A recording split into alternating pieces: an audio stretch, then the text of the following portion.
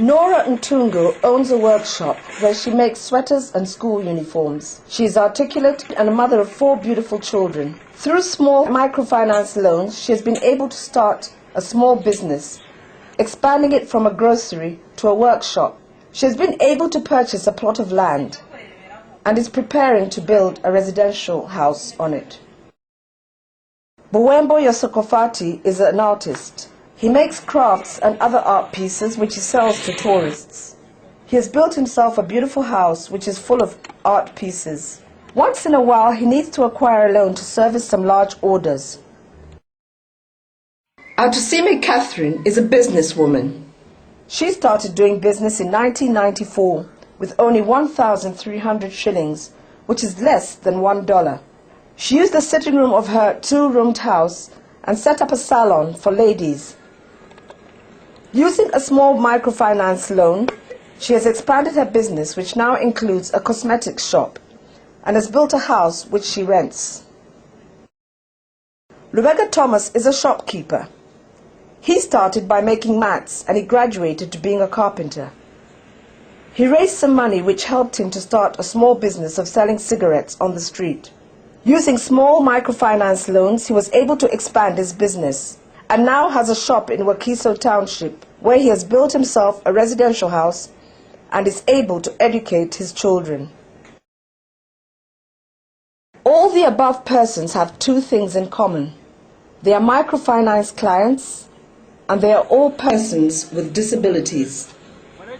For a long time, persons with disabilities have been excluded from accessing microfinance services as a result of their disabilities.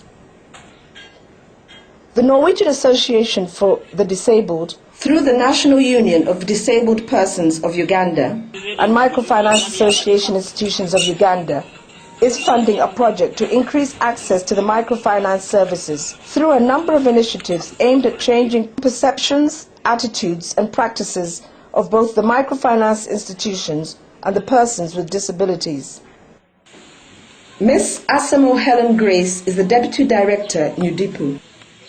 This project came in after a research that was carried out by the Norwegian Association of the Disabled, and we found that persons with disabilities were not involved in the microfinance world.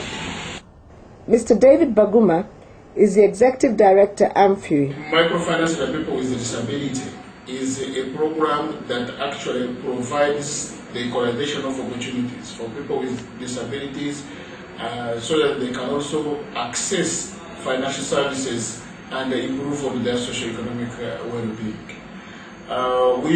We at AMFUI, in collaboration with the Norwegian Association for the Disabled and the UDIPU, brought out this concept of people with disability to make sure that they access financial services.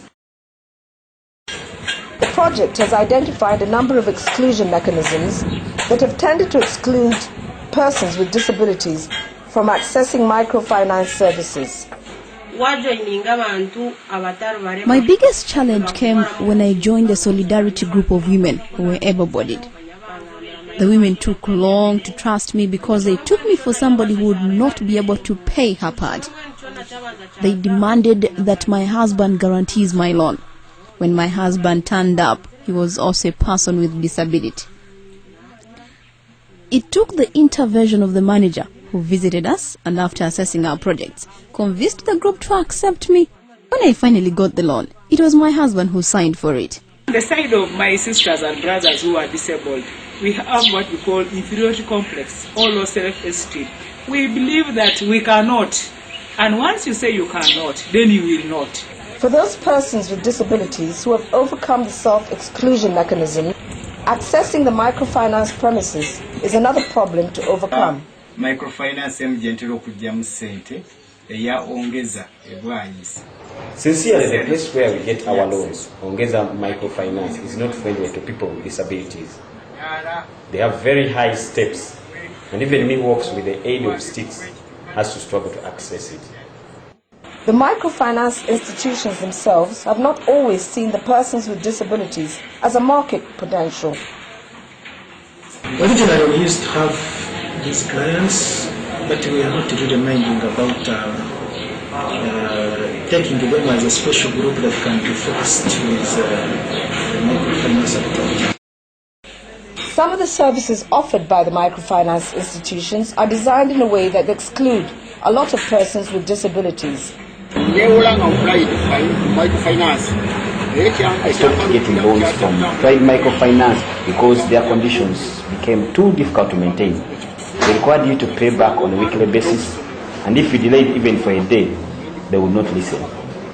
You are treated like a school child. With my condition, traveling weekly became too difficult for me. The project has dealt with these challenges in two ways.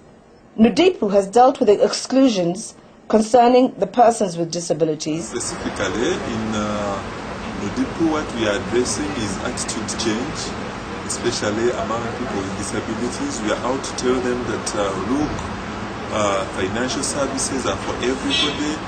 And then another thing, we are giving them information about the various financial institutions in their locality, how they can approach them, how they should deal with them. We also have a package on savings. We are training persons with disabilities on the importance of saving, and we are encouraging them to always start small. In the project, we started with training staff of microfinance institutions. So far, we have reached a total of over 520 members of staff in 5 selected institutions that were chosen to participate in the pilot. The second component is the training of the disabled persons themselves, which is being undertaken by Nudipu. And so far, over 1,500 persons with disabilities have received this training. Many of these people with disabilities have really come out and have improved on their businesses. I'm happy to register that we are now having some good stories coming up. I could give an example of Finca Uganda in maybe district, which has taken up people with disabilities into their project. The results are showing good positive response. That the number of people, or the disabled people have increased. Those who have been recruited or have joined the program, the attitude of microfinance institutions have really changed.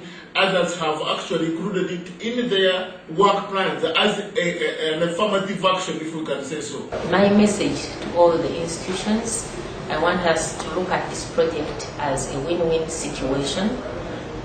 Using words like we want to assist the disabled will not take us far since we are business-oriented institutions.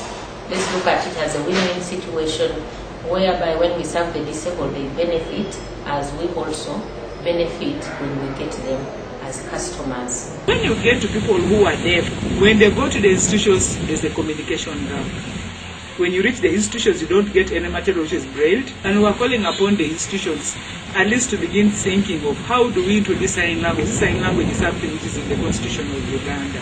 So the project did not cover all the categories of disabilities, and this is something we feel we could address specifically with the DPO.